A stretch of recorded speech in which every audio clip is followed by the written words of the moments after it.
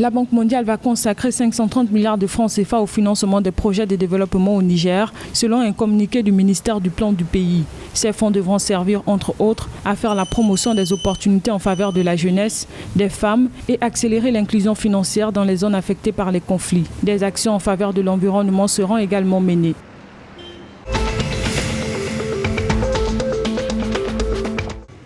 Au Sénégal, l'activité industrielle est marquée au mois de janvier 2021 par un relèvement de 3,8% des prix de production comparativement à ceux du mois correspondant de l'année passée. C'est ce que révèle l'Agence nationale de la statistique et de la démographie, ANSD, dans son bulletin Indice des prix de la production industrielle janvier 2021. Cette évolution est notamment liée à la hausse des prix des produits de métallurgie et de la fonderie, des produits chimiques ainsi que ceux des prix des produits des industries extractives et agroalimentaires.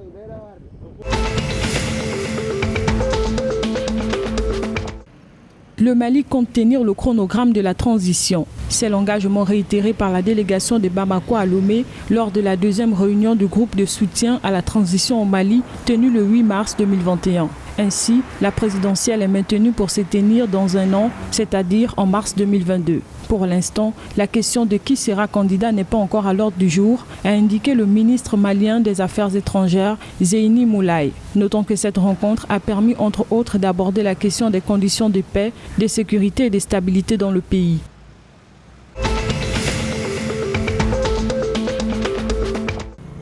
En vue de protéger leur espace côtier transfrontalier de l'érosion côtière, le Togo et le Bénin vont réaliser divers travaux de renforcement sur leur bande littorale commune. Dans le délai, le Togo va construire et réhabiliter 13 épis courts et faire une protection longitudinale, alors que le Bénin va construire 8 épis courts et procéder au rechargement massif en sable de 6,4 mm3. Ces travaux de renforcement doivent couvrir un linéaire de 18 km au Togo et 23 km au Bénin, pour une durée prévisionnelle de 19 mois.